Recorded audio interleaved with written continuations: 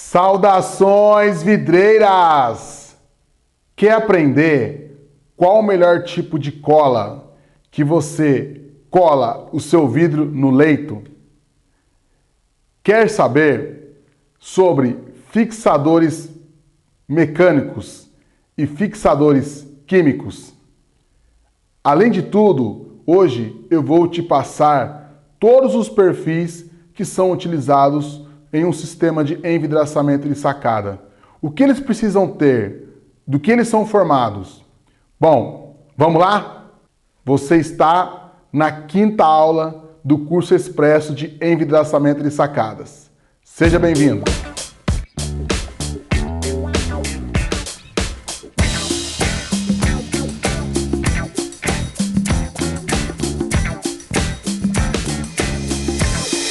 Como de costume, vamos responder algumas perguntinhas.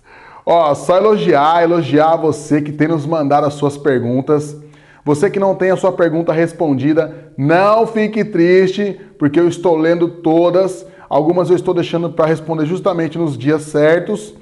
E aquelas que a gente não consegue responder, algumas perguntas que não tem muito a ver com o tema, mas a gente está anotando isso e futuramente vamos produzir mais vídeos e aí aqueles temas que são mais duvidosos, temas que são mais peculiares, a gente pode fazer depois, mais para frente, outros vídeos explicando especificamente a dúvida A ou a dúvida B, ok? Então vamos começar com a primeira pergunta de hoje.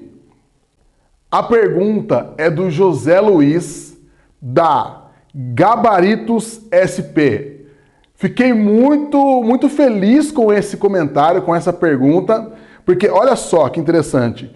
Boa noite, parabéns pela iniciativa. Eu não trabalho especificamente com vidraçaria. Tenho uma empresa de cenografia e soluções arquitetônicas e trabalho com diversos tipos de materiais e com uma variedade muito grande de tipos de trabalhos, inclusive trabalhos decorativos.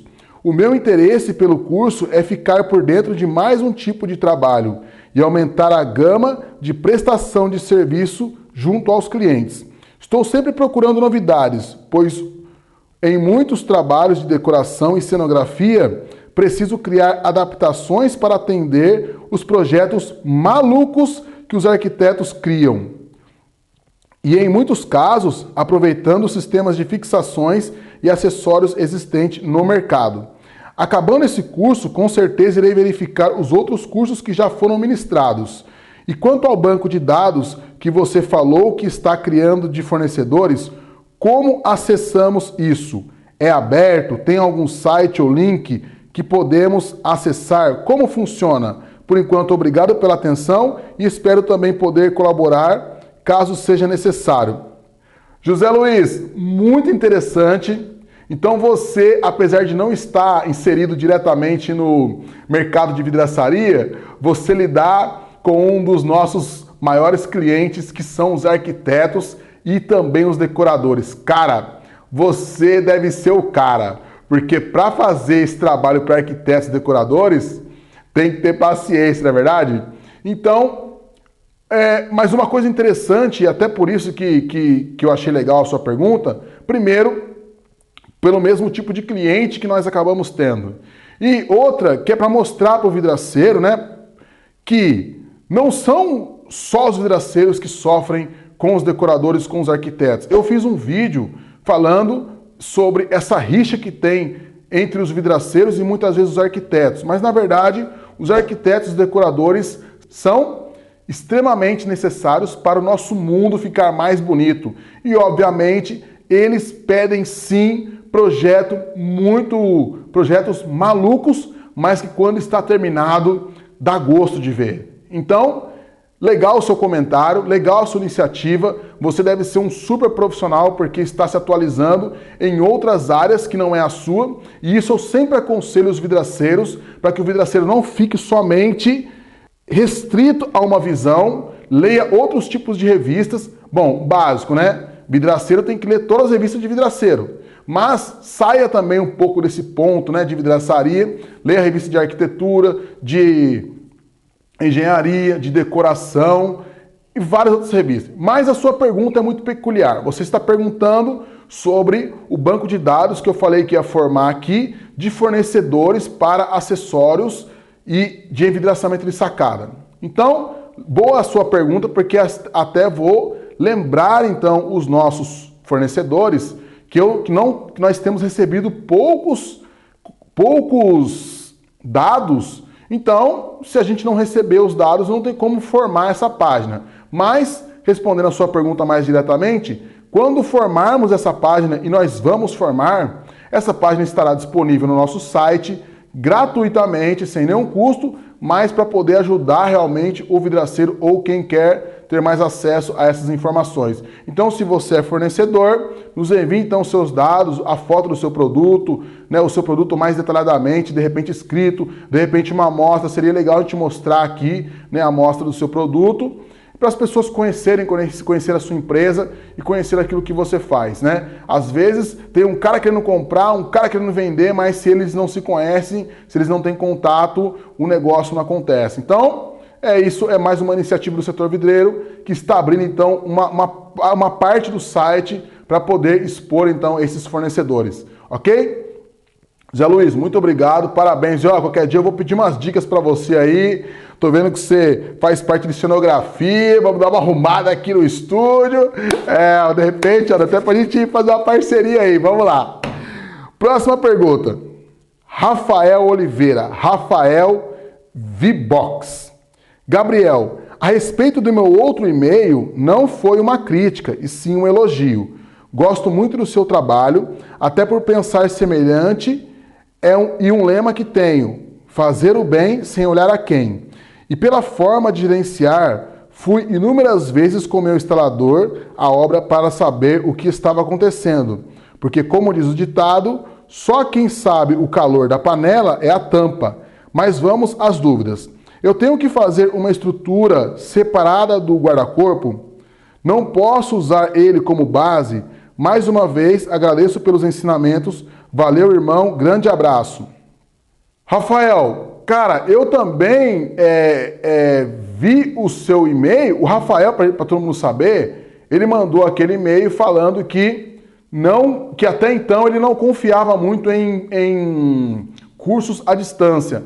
Mas depois de deparar com o curso do setor vidreiro, ele ficou muito feliz e, na verdade, foi um elogio mesmo, né? Você acabou nos elogiando e falando que o nosso curso é bem detalhado, é bem legal. Então, Rafael, não, eu também vi como elogio. Desculpa se de repente me pareceu que não, mas não foi a minha intenção. Na verdade, o que eu quis expressar que eu até acabei falando que eu, honestamente, acabo pensando que, de repente, um curso presencial seja melhor do que um online, porque o presencial você tem a possibilidade de tocar no produto, de repente ver de um ângulo diferente, de repente um ângulo que a gente não consegue colocar aqui no nosso estúdio. Mas foi um elogio, sim, e, como eu disse, Rafael, para quem quer aprender, cara, sabe? Eu em muitos vãos que eu montei, muitos sistemas que eu montei com o computador e o vídeo ligado e eu assistindo o vídeo. Então, assim, eu também vi como um elogio. E para quem quer aprender, cara, sabe? Até um livro em chinês serve, né? Quando a gente quer aprender, vale mesmo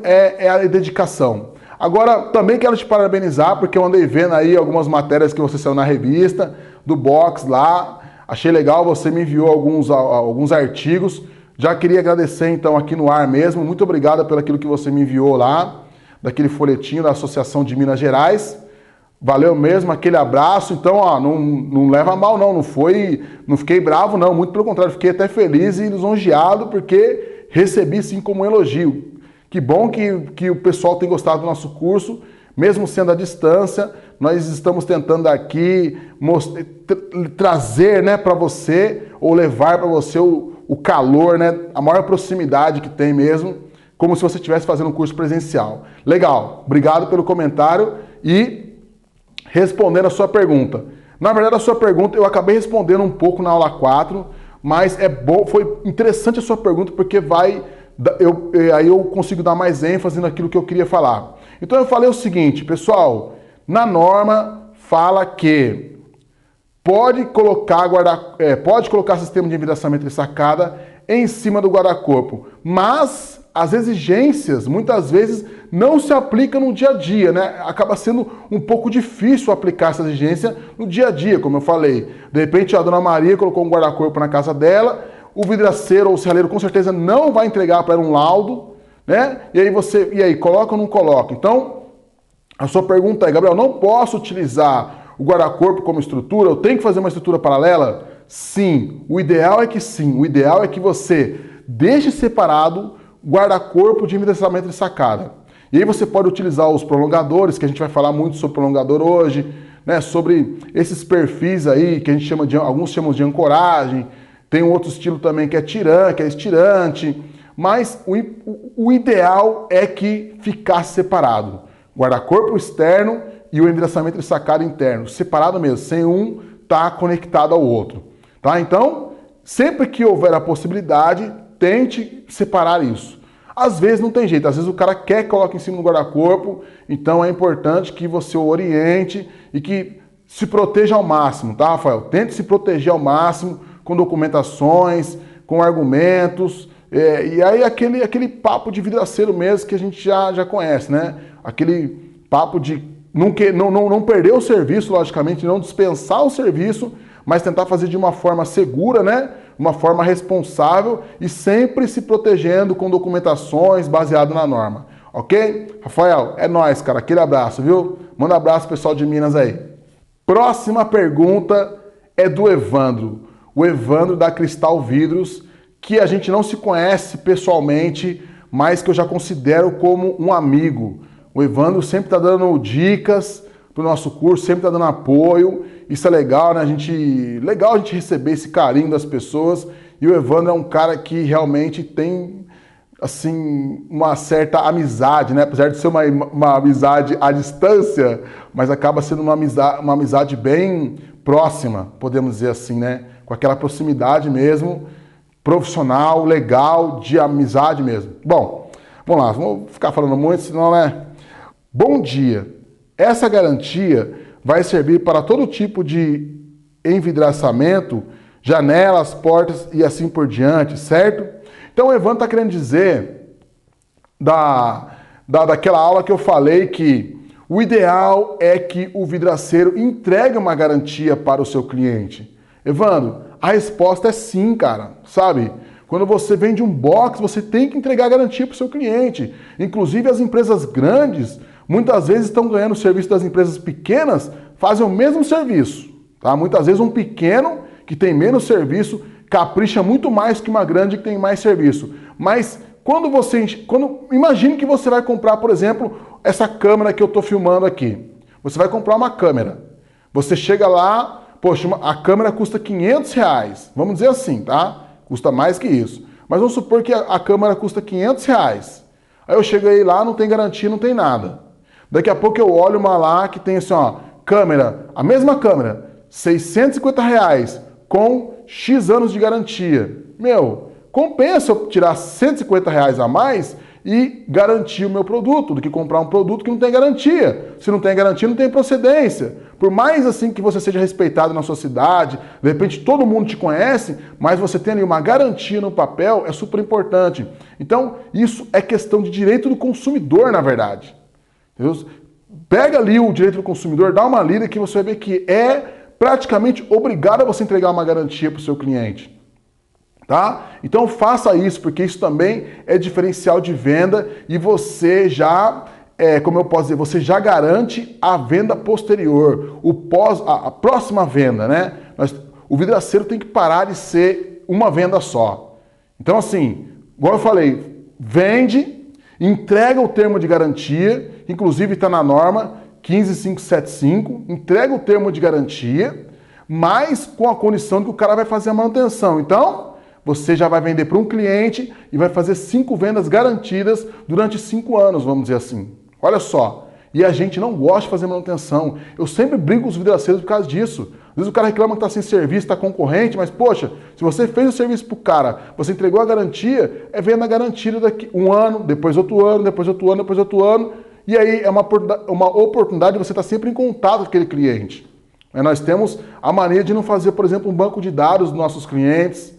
né? De repente o cara fez aniversário semana passada, semana que vai fazer aniversário semana que vem, mande lá um feliz aniversário, aí como é que você tá? De repente o cara tá precisando de um vidro, lá, opa, nossa, olha que legal você ter me ligado, cara, tô precisando de um vidrinho aqui.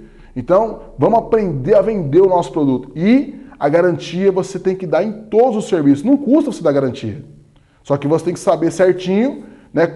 Adquira a norma a 15575, que lá tem certinho lá uma base para você que se chama VUP, né? Vida útil dos produtos. Então dá uma olhadinha lá que é legal, é importante. Você sabe onde compra, que eu já te passei, né? Então vamos lá. Bom, Evandro, é nóis, cara. Próxima pergunta. José Soares dos Santos. Olá, Gabriel. O curso é espetacular, com boas perguntas e ótimas respostas. Gabriel, quero saber se a norma ABNT prevê alguma tolerância para o empenamento dos vidros, isto é, em metro quadrado, e quais as consequências. José Soares, obrigado pelo elogio. Realmente o pessoal tem feito perguntas muito interessantes e isso tem engrandecido o nosso curso, porque muitas vezes eu passo alguma coisa aqui, deixo passar alguma coisa batida, nas perguntas opa, peraí, ficou uma dúvida lá, então tem que voltar. Então, isso tem engrandecido muito o nosso curso. As perguntas, e realmente a galera tá de parabéns, porque tem feito perguntas assim muito legais e que tem feito a gente pensar, estudar mais ainda e cada vez mais está melhorando o nosso trabalho. Bom, só te explicar um detalhe. Normas, existem várias normas. Tudo que é vendido, praticamente existe uma norma. No vidro não é diferente.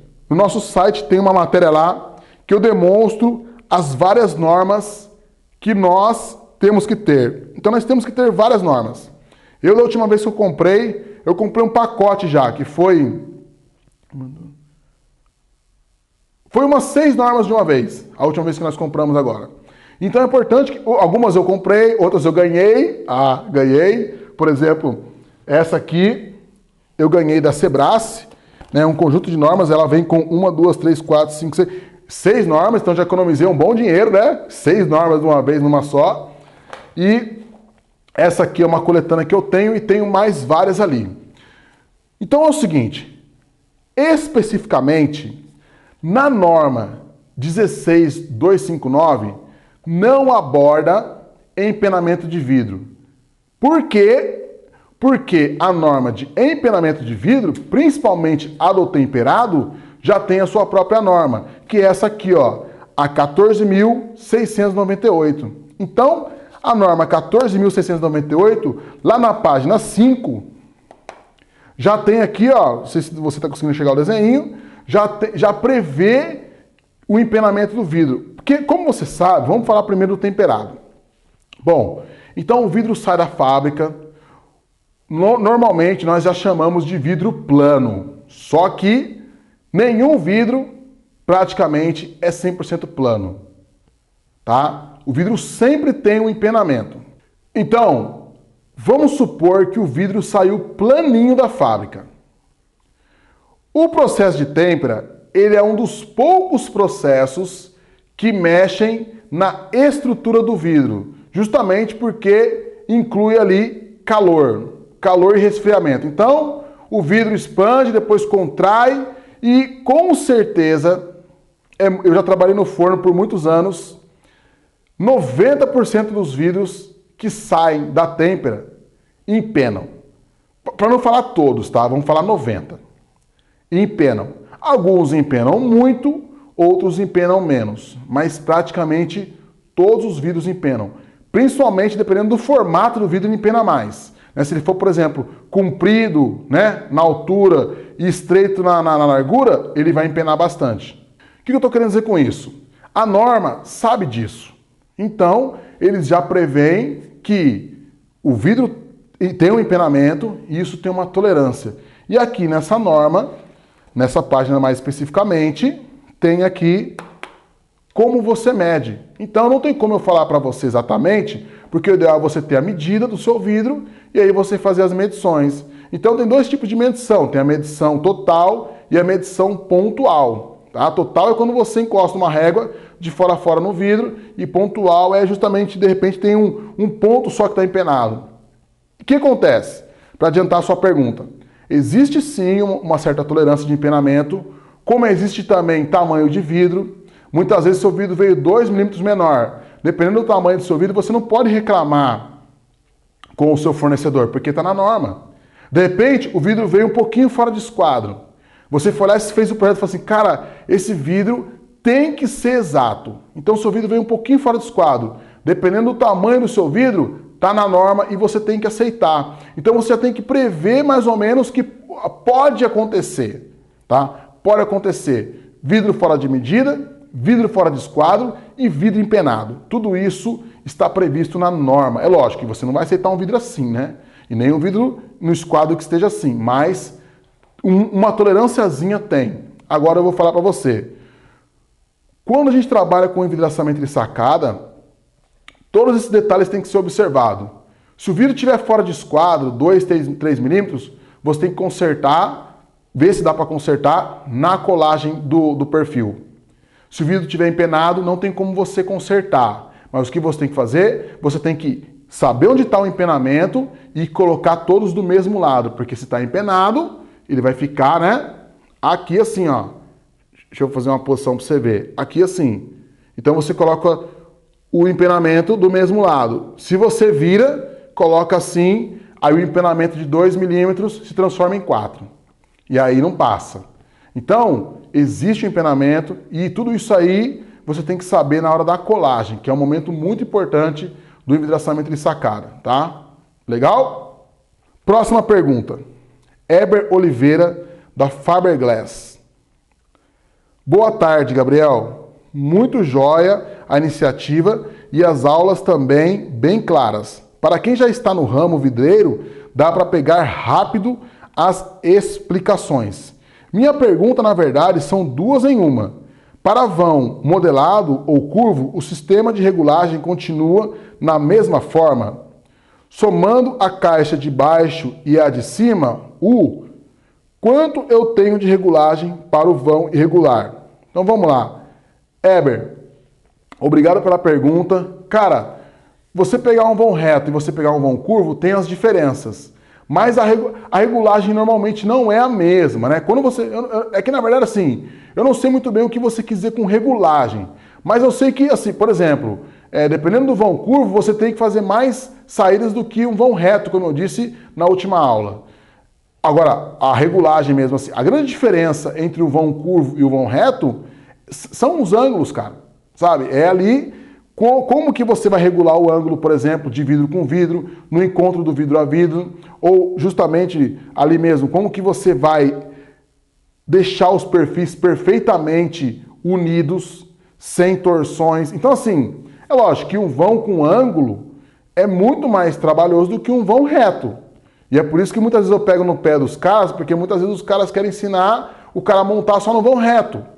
Aí o cara aprende a montar no vão reto, quando chega no vão em ângulo, o cara não sabe fazer, tá? Então, assim, é mais complicado. Lógico, mexeu com ângulo, já dá uma complicada. Mas, assim, regulagem praticamente é a mesma. A mesma ferramenta que você vai usar praticamente para fazer um vão reto, você vai usar para fazer um vão torto, um vão curvo, com exceção de algumas ferramentas de medição. Por exemplo, essa ferramenta aqui, você vai ter que usar, certo?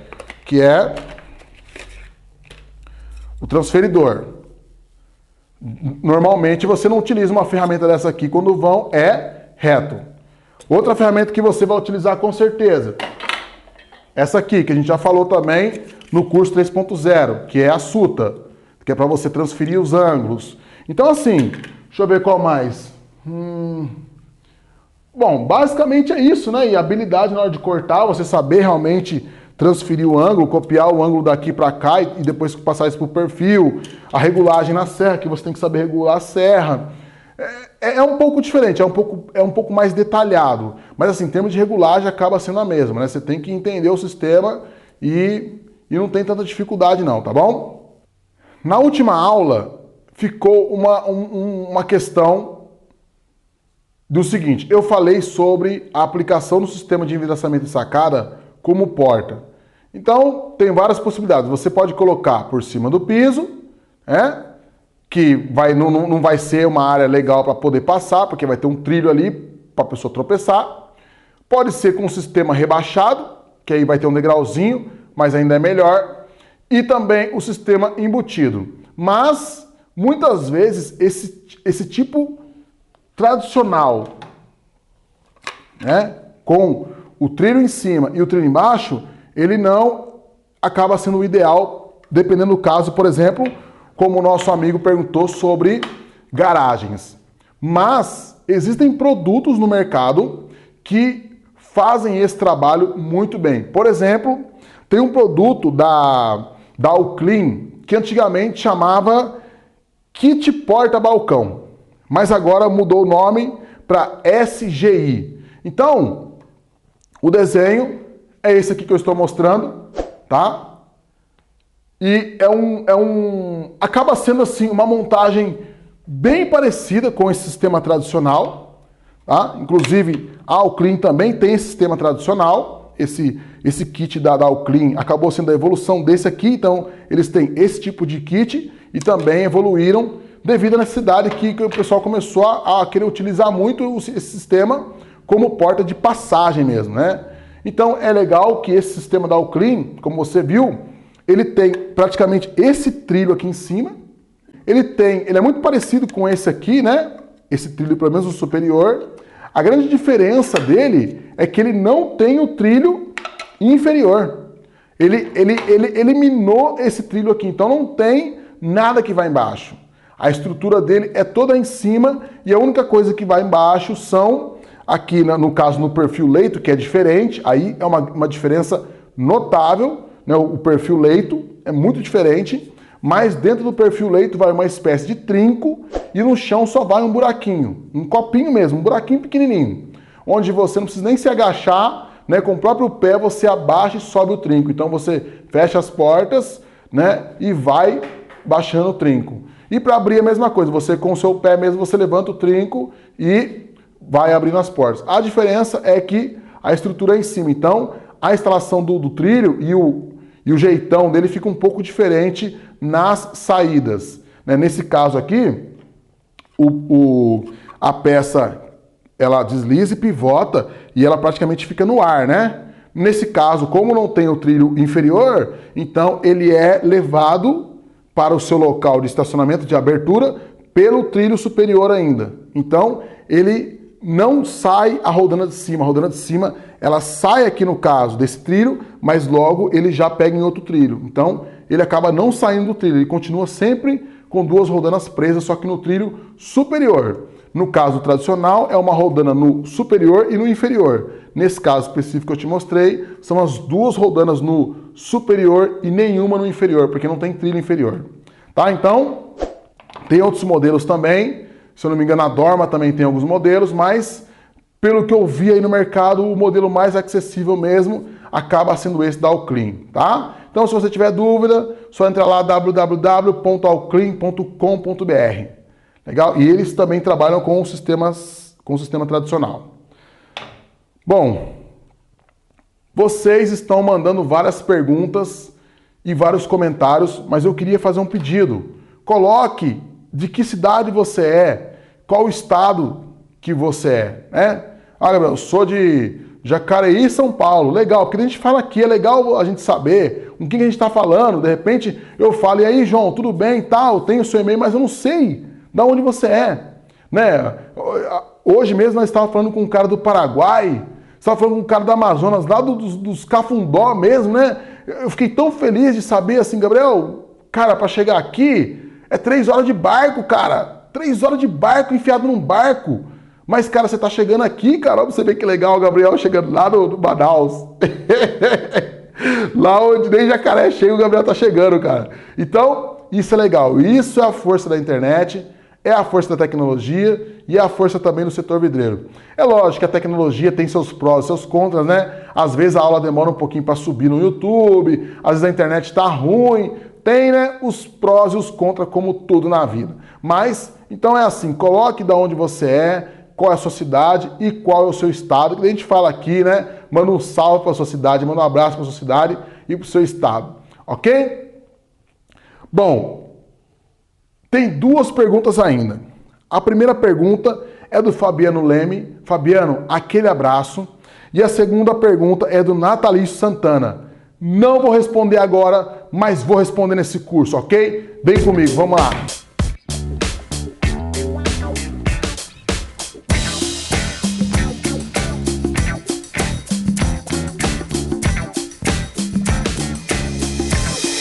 Bom, então na aula de hoje, nós iremos conhecer outros componentes deste sistema de envidraçamento de sacada. Então nós já vimos o primeiro componente, que é o vão. Agora, vamos começar pelo segundo componente, que é também um dos mais importantes, que são os perfis de alumínio. Bom, como o nome já diz, então os perfis de alumínio são feitos de alumínio. Legal, mas como assim alumínio? O que tem que ter esse alumínio? Bom, como você sabe, o alumínio é um material reciclável, então muitas vezes eu já vi alguns argumentos de compra assim. Uma vez o cara me falou, Gabriel, o meu alumínio não é reciclado. Bom, honestamente eu não sei até que ponto isso é importante, porque quando você recicla o alumínio, né, faz alumínio de novo. Mas, sei lá. Então, é importante saber que os perfis são de alumínio, como eu disse, precisa ser um material que não enferruja, por isso que o vidro e o alumínio é o casamento perfeito. Mas vamos lá. O que tem que ter nesse alumínio? Primeiro, o tratamento. O perfil de alumínio, ele tem que ter dois tipos de tratamento. Primeiro, a pintura eletrostática, que é essa aqui, e a anodização, que é esse estilo aqui, tá? Então, a pintura eletrostática é algo mais assim, mais colorido, né? São cores mais variadas, a gama de cor é muito maior. Agora, já a anodização, principalmente na nossa linha, já são cores mais reduzidas, né? São cores mais difíceis. Normalmente nós temos aí entre 6 e 8 cores.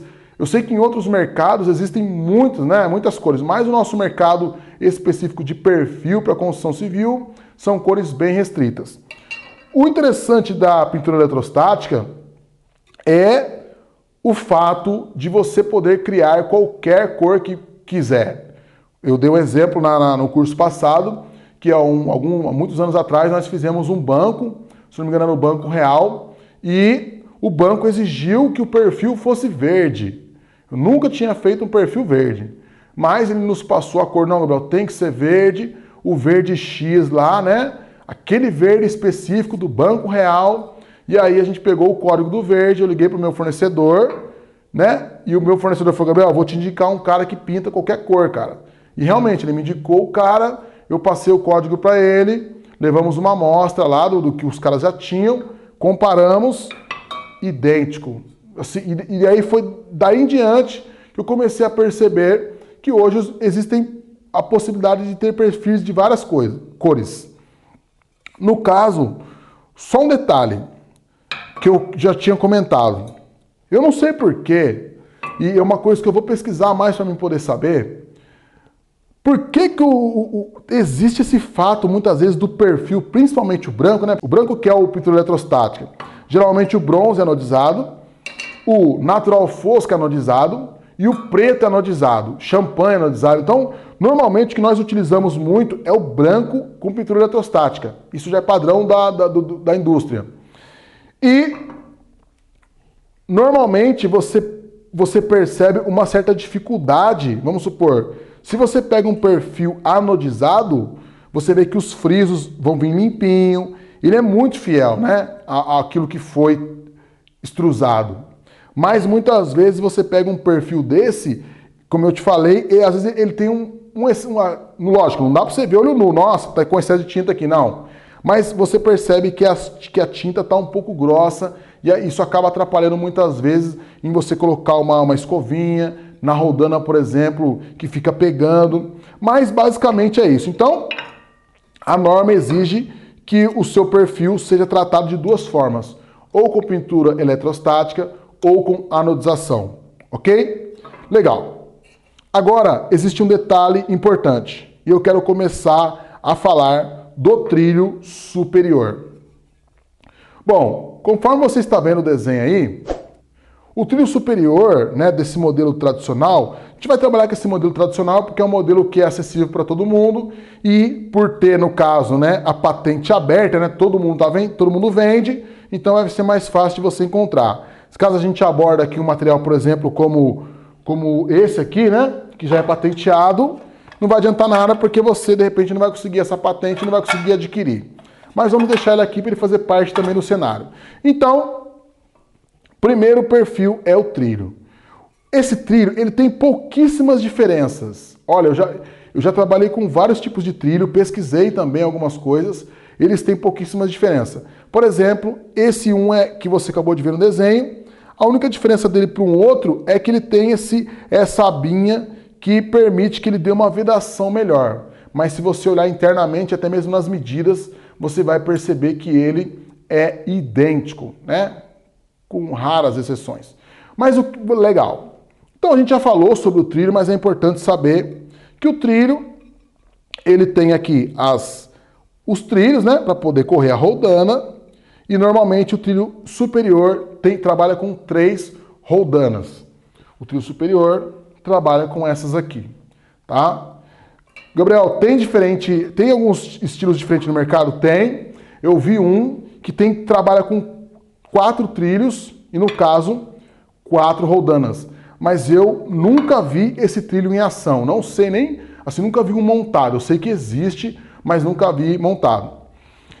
Tem também uma empresa que já não faz mais isso, né? Alguns anos atrás, ela começou a fornecer o sistema só com esse trilho aqui. Como você sabe, o sistema tradicional é trilho superior com 3 trilhos e o inferior com 2 trilhos. Ela começou a fornecer tanto o superior quanto o inferior com 3 trilhos. Mas eu já andei dando uma pesquisada, parece que eles já eliminaram essa ideia. Estão trabalhando do sistema tradicional mesmo.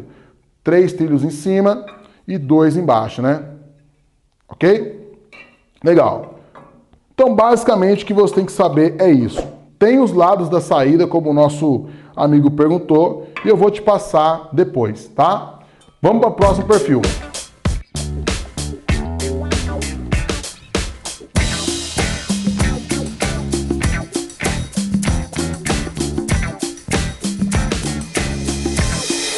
Então agora, quero te mostrar esse aqui, que é o famosão, que é o perfil U de regulagem. Bom, esse aqui já tem algumas diferenças interessantes, eu vou te explicar agora. O perfil U de regulagem, como você sabe, ele é o perfil que primeiro é fixado na alvenaria, na base, e depois esse perfil aqui, tanto superior quanto inferior, é fixado nele. Tá? Eu achei assim muito legal esse sistema, porque como eu falei, como ele não pode variar na altura, né? Vamos supor, se for 1 metro, tem que ser 1 metro, e aí você tem que regular aqui, eu achei muito legal esse perfil de regulagem por causa disso. Bom, primeira característica, ele consegue fazer isso, né? Ele vai te regulando. Inclusive, respondendo a pergunta do nosso amigo, Gabriel, quanto que tem de regulagem? Quanto que esse perfil U dá de regulagem? Primeiro, o que é o ideal? Quando você chegou para medir um vão, então vamos supor, o vão tem 1 metro de altura aqui, 1 metro e 1 centímetro de altura no meio e 1 metro e 2 de altura lá no outro canto. Sempre você precisa considerar a medida menor. Sempre. E aí você tem que dar folga em cima da medida menor. Então, eu fiz um cálculo aqui com esse sistema. Se você trabalhar com ele todo abaixado, assim, no caso, colocado, né, no vão de 1 metro, se aqui tiver 1 metro e lá tiver 1 metro e 4 centímetros, ele vence bem. Passou disso, ele já vai começar a ficar fixado muito na ponta, ele já começa a perder a sua a sua função estrutural, começa a ficar meio mole já. Então, se você tirar a medida certinha, tá? E já entender que você começou com ele bem reduzido, né? Aí você já consegue ganhar até uns 4 centímetros de regulagem. Então, é muito regulagem, é muita regulagem. Nenhum sistema, a gente fala, esse sistema não tem regulagem, mas se você medir certinho, ele tem muita regulagem. Mais regulagem do que qualquer outro sistema aí, por exemplo, no vão de correr. Um vão de correr tradicional, você não tem essa regulagem de 4 centímetros. Né? Uma porta pivotante, menos ainda, você não tem essa regulagem. Então, sabendo trabalhar, depois que você tem uma certa constância no trabalho, você já vai pegando os macetinhos e vai ficando legal. Mas o perfil U, como você sabe, ele é o que fixa, né, o trilho na alvenaria. Ele é o elo de ligação entre o trilho e a alvenaria. Como que faz esse elo de ligação? Através, normalmente, de rebites. Então você coloca ele aqui, nivela e depois rebita. Então você coloca os rebites. Um detalhe importante que eu vou te mostrar é que o trilho, ele tem um lugar certo para poder ser rebitado. Ele não pode ser rebitado em qualquer lugar, não. Ele tem um lugar certo para ser rebitado e é justamente esse lugar que eu estou te mostrando. Então, olha com mais detalhes, esse rebite precisa entrar nesse ponto aqui, tá? Independente da altura que fique isso, ele tem que entrar nesse ponto específico. O que é mais interessante é que o sistema, ele permite que você rebite, faça aí a rebitagem que você acha mais interessante e seguro, e depois você coloca a capa de acabamento. Legal? Esse protótipo aqui não está com rebite, mas ele funciona basicamente assim.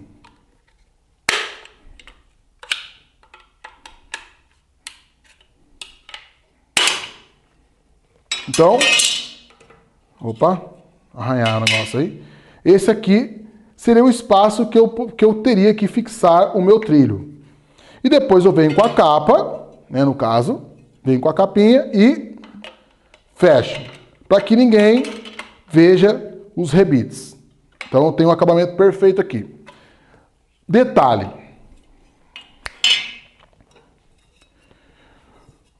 Existem 2 tipos de capa. Uma capa, tá, as mais tradicionais. Uma capa que tem friso só de um lado e uma capa que tem friso dos 2 lados. Ok, Gabriel, o que tem a ver isso? Tem a ver o seguinte. O que você pensa?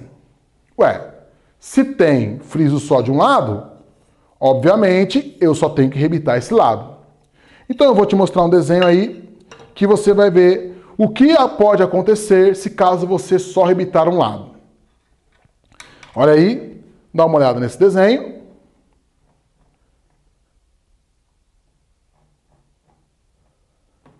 Esse desenho, eu estava acompanhando uma montagem de um pessoal que eu estava acompanhando, e aí eu tive a oportunidade de tirar essa foto, porque lá o perfil tinha que parar ali naquele ponto, depois ele continuava embaixo. Então, quando eu olhei de perfil, eu comecei a perceber que o perfil estava torcido lá. Legal. E eu questionei o montador, falei, ó, o perfil está torcido. Ah, galera, mas não tem jeito de arrumar, porque eu não posso colocar rebite do lado de fora, porque senão não vai ter como esconder. E aí, eu achei interessante isso. Eu falei, nossa, interessante.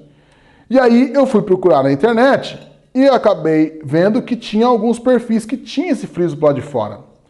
Mas aí eu fiquei pensando, bom, essa capa é de encaixe, né? Ela entra aqui e vai encaixar. Então ela é clicada aqui, né? Ó, essa que o cara falou, ó, que às vezes é duro. Então ela vai clicar aqui.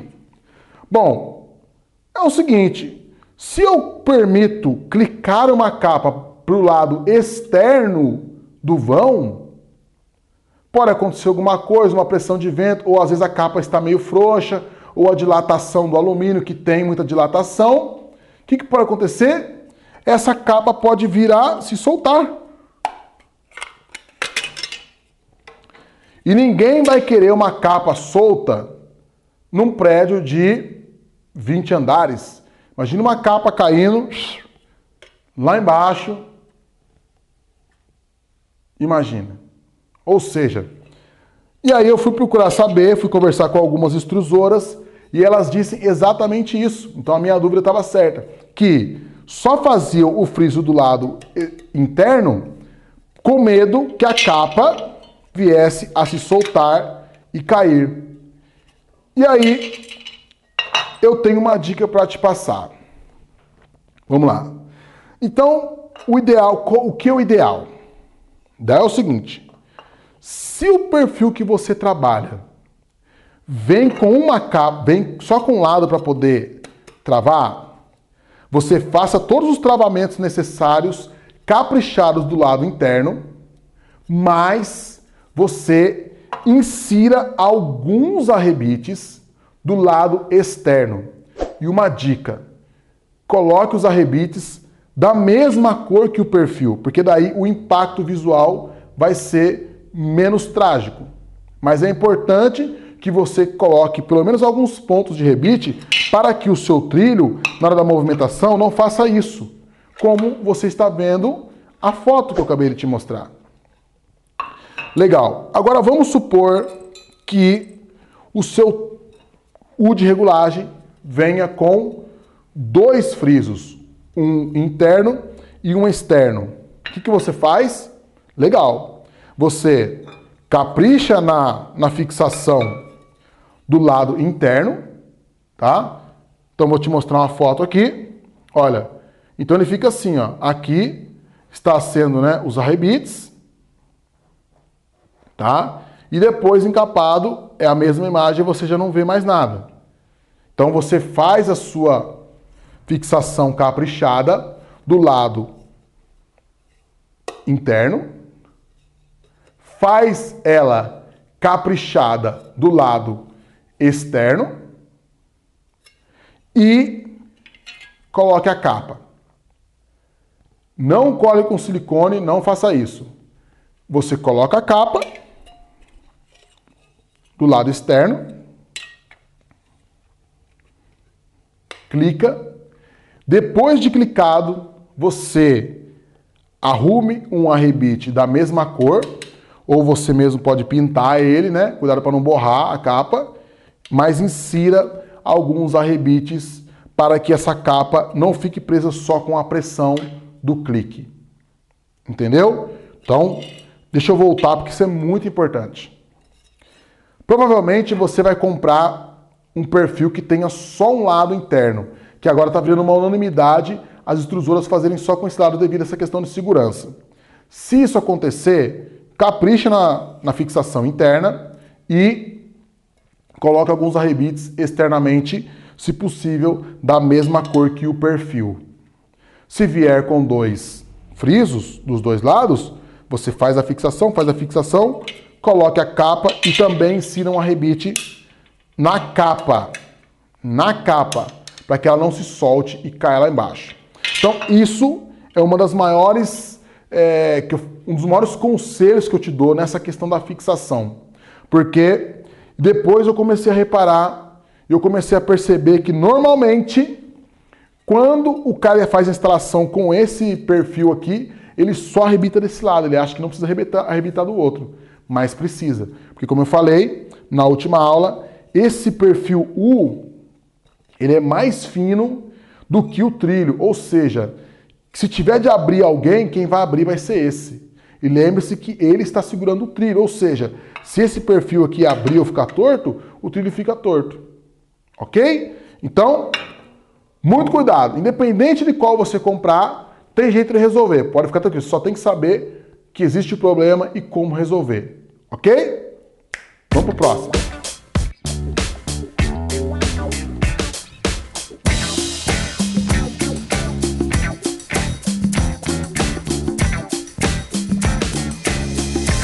Bom, o próximo perfil que nós iremos ver é as estruturas paralelas ou prolongadores, não sei como você quer chamar.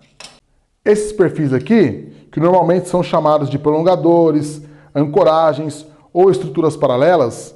Bom, é legal dizer que o mercado já está se movimentando e já está oferecendo algumas soluções, né, para os vidraceiros. O que é interessante saber essas estruturas? Primeiro, aquele quesito básico que eu te disse, só para a gente ter uma ideia, eu vou te mostrar um desenho agora, olha só. Então aqui, olha só, eu fiz uma coletânea aqui e captei esse desenho para te mostrar que hoje no mercado já existe essa estrutura maior, que é que eu estou na mão aqui, mas, como por exemplo, na última aula, não sei se você percebeu, mas na hora que eu coloquei ali esse perfil, né, e encaixei lá o meu trilho inferior, ele batia no guarda-corpo. Então, para isso, já tem também perfis, como no caso desse pequeno que está aparecendo na tela, menores. Então, tem o maior e tem o menor. O que você precisa se atentar? Normalmente, esses perfis são grossos, robustos. E quando se trata de alumínio, nós sabemos que é algo caro. Por exemplo, aqui na minha cidade, a gente está pagando em média R$20 o quilo do alumínio, 18 a R$20 o quilo do alumínio. Né? Já pronto assim, né? Pintado certinho já, só pegar e instalar. Pelo que a gente está vendo aí na tela, 1 metro desse alumínio, ele tem quase 3 quilos. Ou seja, se você comprar 6 metros, você vai ter que comprar uma barra, né? O par vem, né? Aí a mesma coisa daquele que a gente falou do perfil de regulagem. Então ele vai aqui uma capa, né? Que você já vai pegar mesmo, que é a mesma capa que o de regulagem. E também uma capa para poder tampar os parafusos que você vai utilizar para fixar ele na alvenaria. Para ficar bonitinho, para não ficar, né? Então vamos lá, se você pega uma barra de 6 metros, né? Que é o tradicional. 6 vezes 3, 18. 18 vezes 2 dá 360. Ou seja, 360, né, na verdade 36, né? Mas já estou fazendo a conta direta. R$360. Ou seja, se você tiver que comprar um material desse aqui só para um trilho, vamos supor, só para o trilho inferior, R$360. Fora os parafusos que são, né, as fixações, né, que você vai ter que utilizar. Se você tiver que utilizar para os 2 trilhos, como é o caso da foto que eu te mostrei na última aula, que você tem que colocar tanto embaixo quanto em cima, quanto que dá? R$720. Então, em uma por outra é quase R$1.000. Então, olha só, às vezes um simples existe a solução, mas como eu te falei, tudo é dinheiro. Então, o que é mais interessante? Hoje o mercado oferece várias possibilidades e tem também algumas possibilidades antigas, né? Tradicionais mesmo, que é a cantoneira, conforme você está vendo aí o desenho, que é também a barra chata. Só um detalhe, barra chata, você não pode colocar uma barra chata bem fininha, ela tem que ser uma barra chata robusta.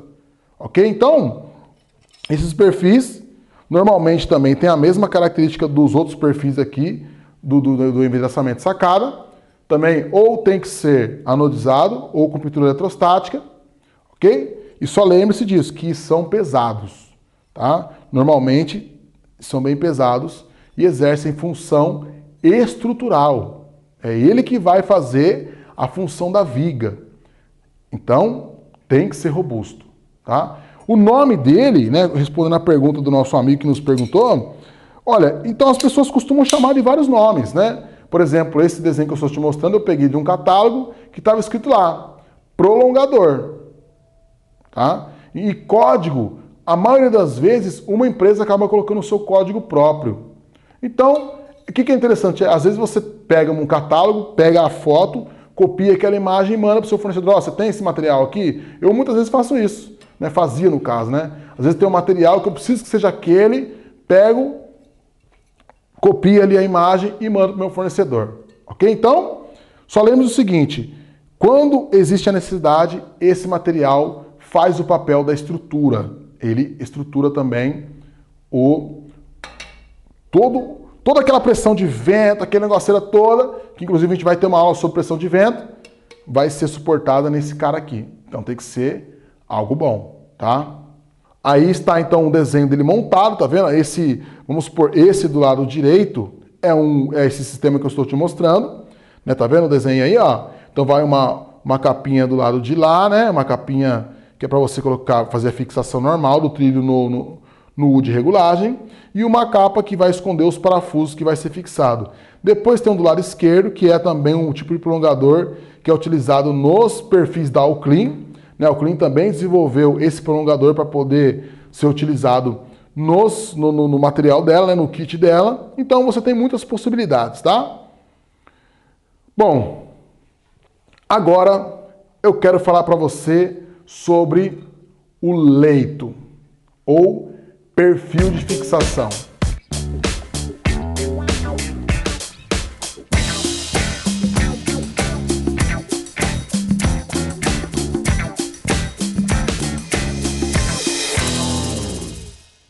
Então, o leito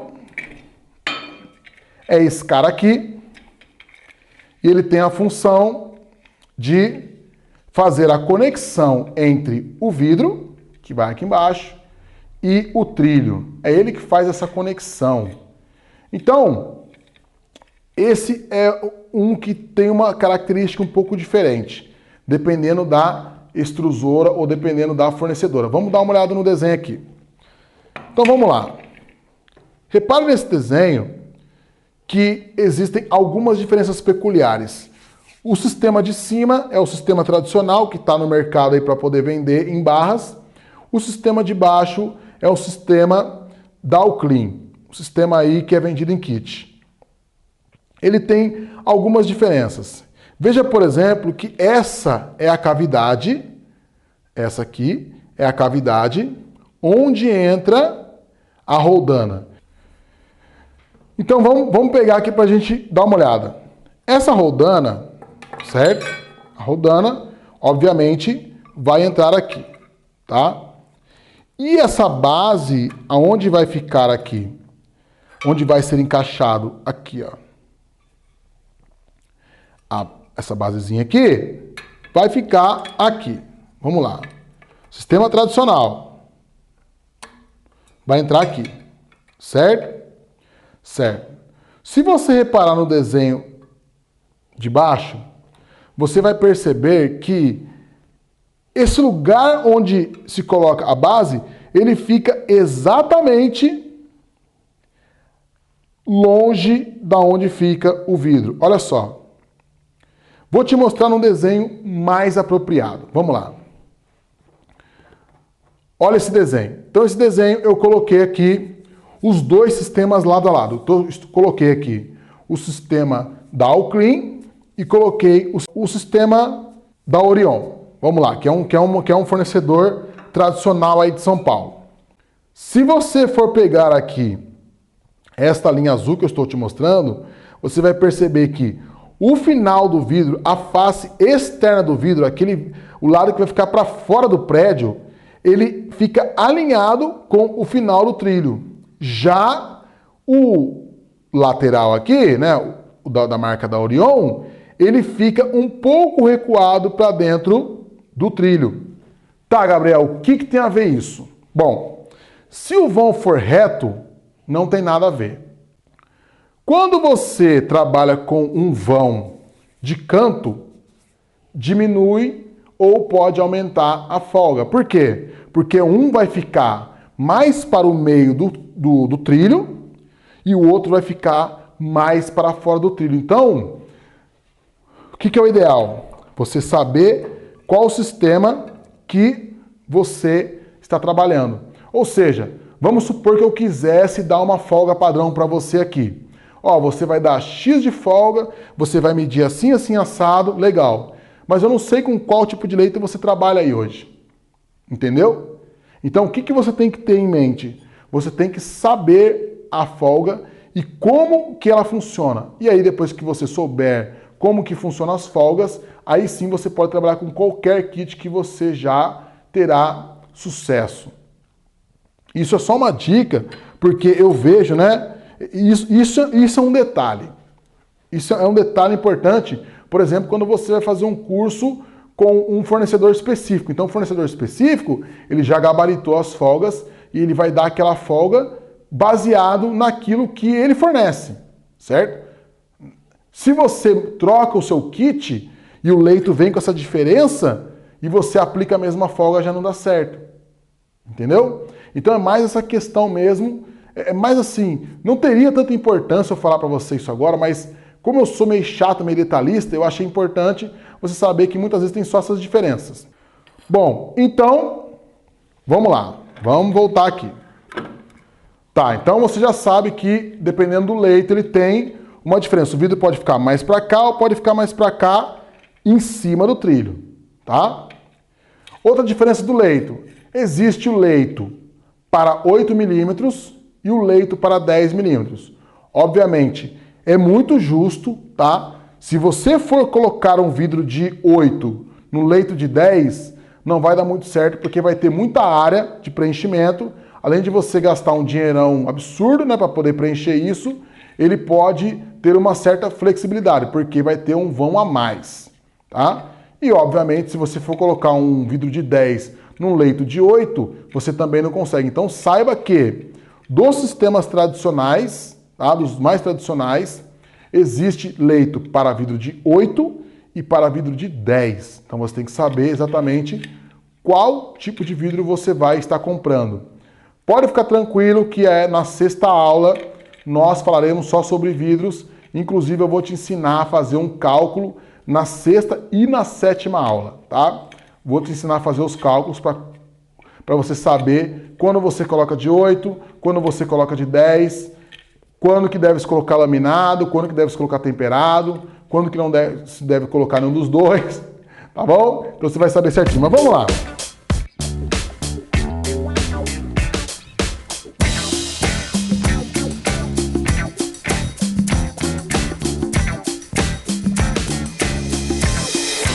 A grande beleza desse sistema é justamente a ausência de perfis. No caso, esse vidro está deitado, né? No caso, ele seria assim.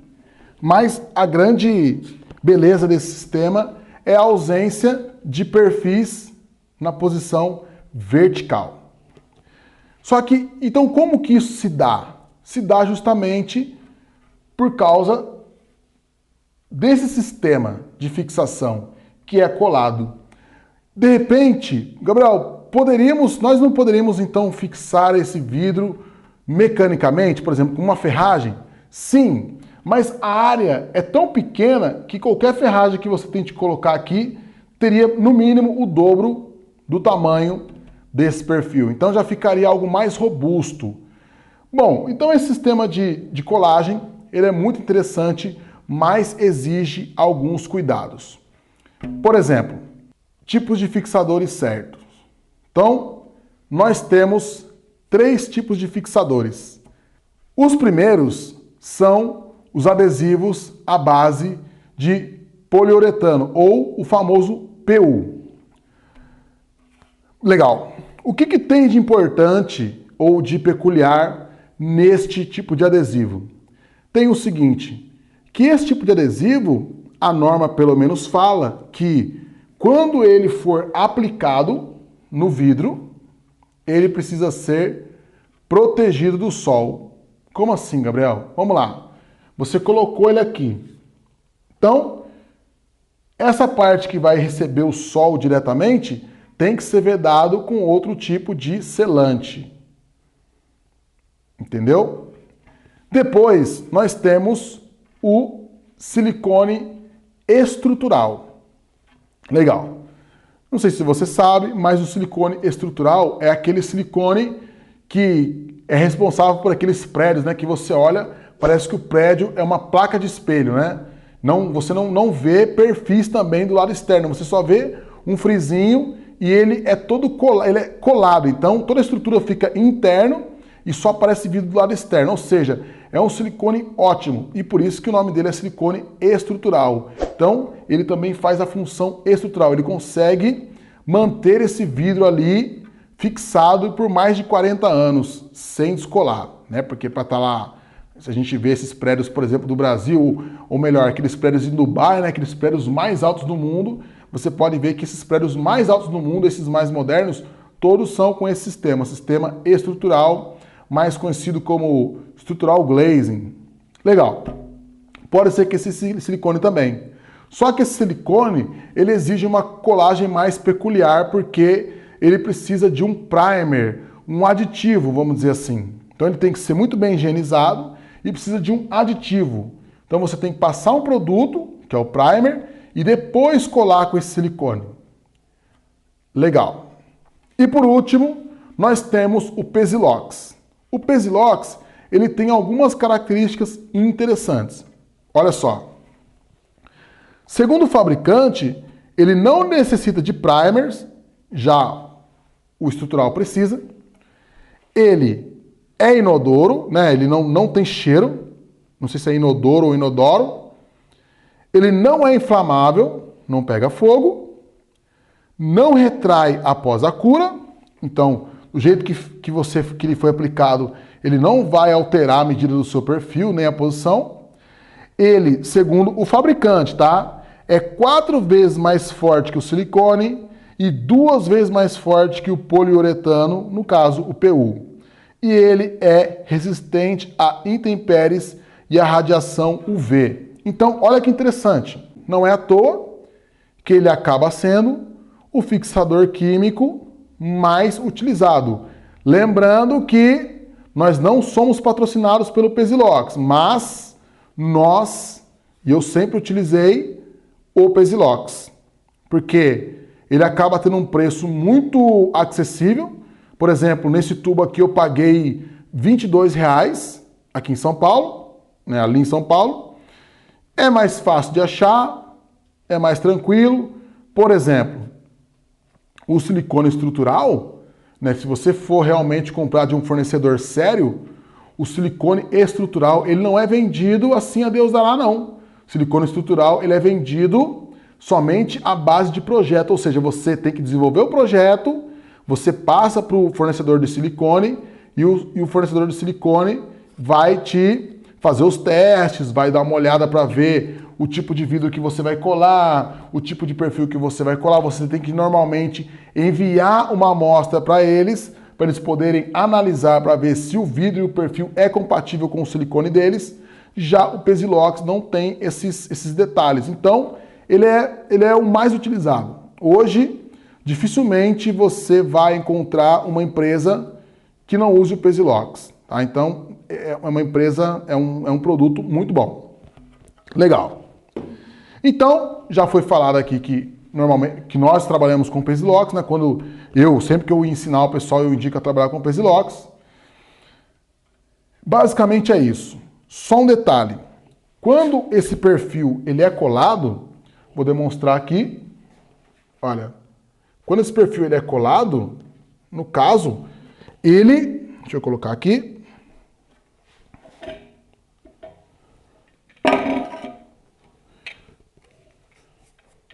Na aplicação, não pode ser no fundo do perfil. Ela tem que ser nas laterais. Aqui e aqui. Porque daí quando o vidro entrar, ele vai escorregando, escorregando. E ele vai ficar praticamente com toda a sua face, né, com toda a sua extremidade cheia do fixador químico. Então fica, no caso, as laterais e o fundo. Esse é um detalhe. Mas a colagem do vidro é um dos momentos mais peculiares e exige mais detalhes, mas que não dá para a gente falar neste momento aqui. Ok? Então agora, o próximo assunto será os fixadores mecânicos.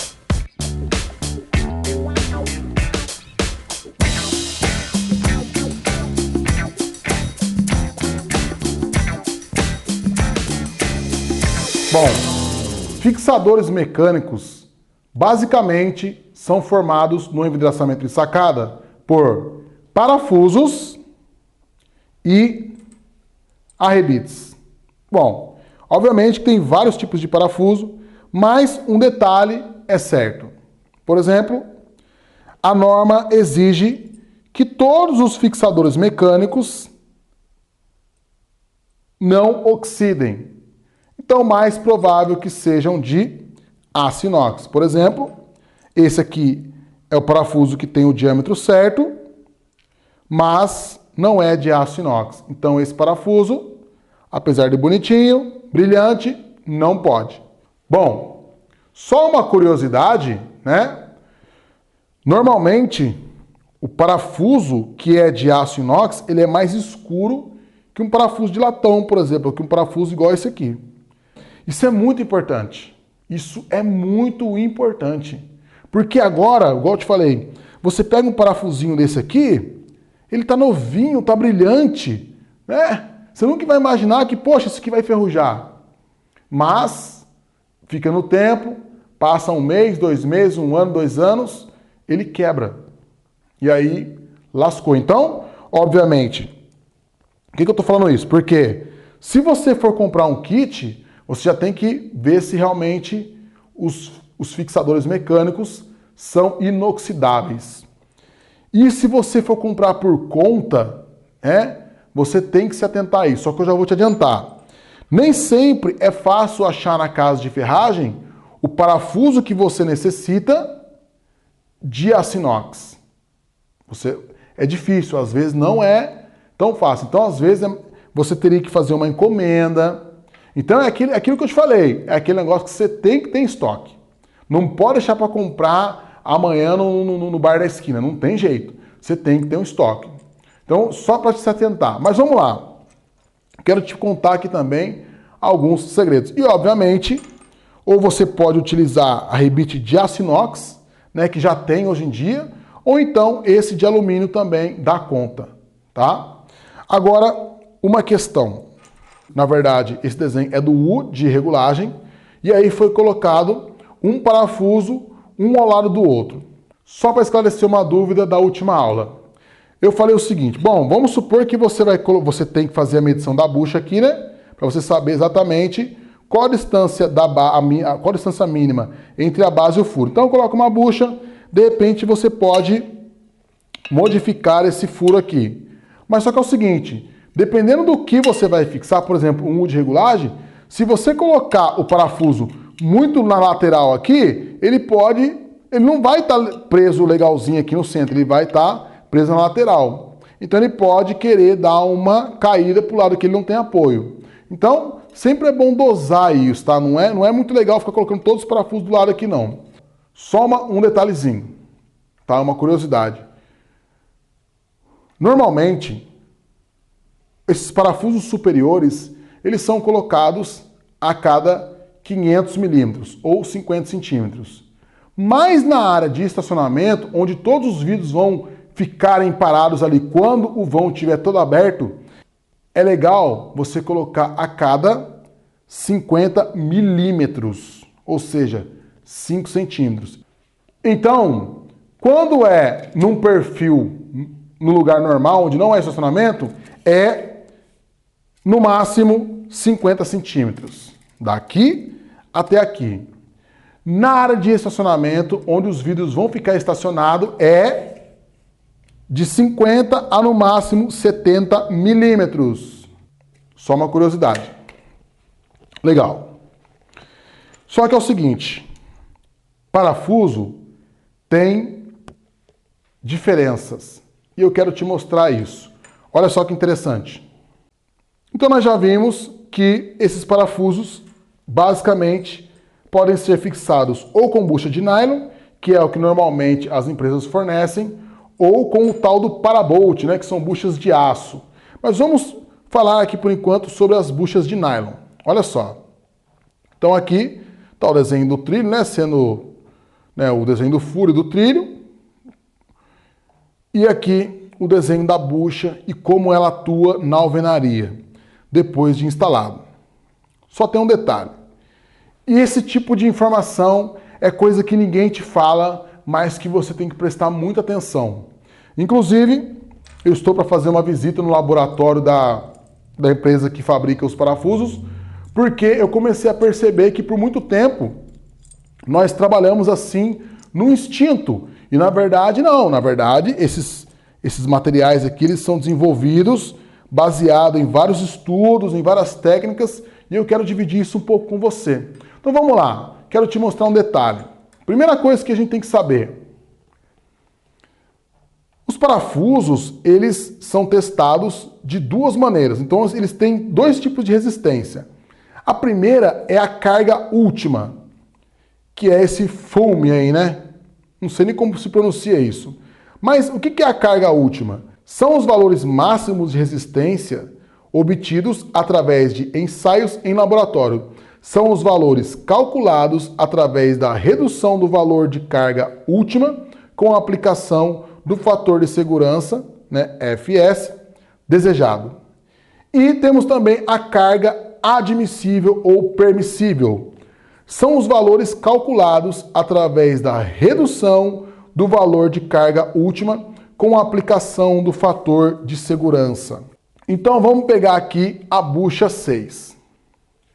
Bucha 6 que costuma vir aí nos kits para ser instalado na parte inferior, ou no caso, o U inferior. Olha só a bucha 6, que é essa menininha aqui.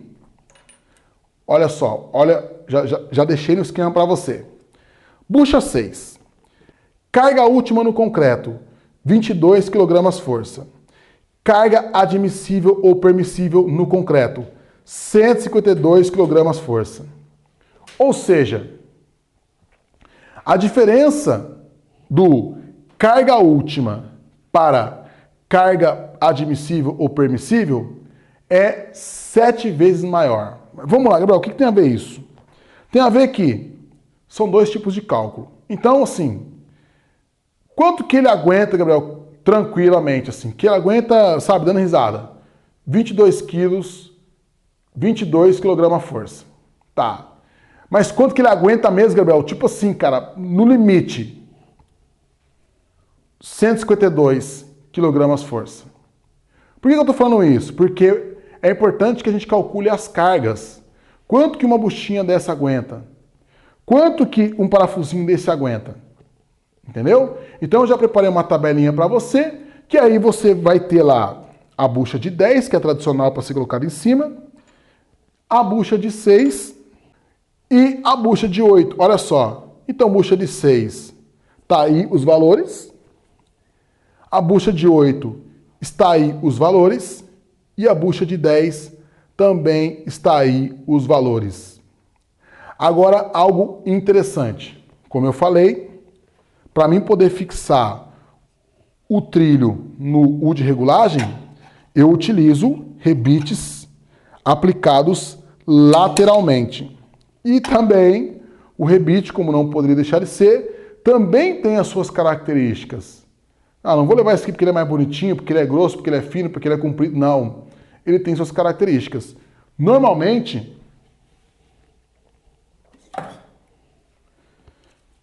o rebite que costuma vir no kit é esse aqui, ó. Ele tem essas dimensões. Comprimento 10 milímetros, aba de 9 milímetros e diâmetro de 3,16 polegada. Olha agora que legal. Ele rebita espessuras de 3,5 milímetros a 5,5 milímetros. Aí eu fui comprar um rebite desses dias, só para mim fazer um teste com o vendedor. Eu perguntei para ele, meu querido, eu tenho uma chapa de 3 milímetros e uma outra chapa de 3 milímetros. Eu quero rebitá-las. Qual é o rebite que eu levo? Qual é o comprimento que tem que ter? Ela não vai fazer esforço nenhum, eu falei para ele, não tem esforço nenhum. É só para segurar mesmo. Aí ele falou assim, Gabriel, pode levar o de 10 milímetros, que é o menorzinho, você economiza. Mas olha só, o rebite de 10 milímetros de comprimento, ele rebita espessuras de 3,5 a 5,5. Ou seja, o vendedor me orientou errado.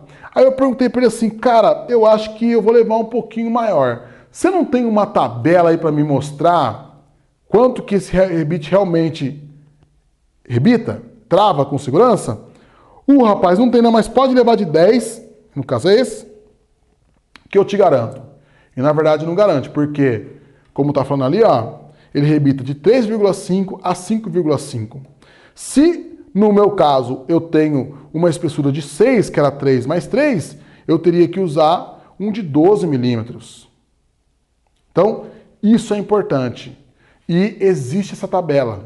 Bom, então na próxima aula será a aula de número 6 e nós vamos tratar basicamente sobre vidros. Olha, vou te falar a verdade. Tem muita gente fazendo coisa errada aí porque não conhece o conteúdo da aula 6. Então você, se pretende de fato trabalhar e conhecer mais esse tipo de sistema, você não pode perder a aula 6, que eu vou falar exatamente, respondendo várias perguntas. Gabriel, e o vidro Low-E pode trabalhar no vidraçamento de sacada? Gabriel, quando que eu coloco laminado? Quando que eu coloco temperado? Quando que eu coloco de 8? Quando que eu coloco de 10? Vou te explicar tudo na aula 6. Pode ficar tranquilo.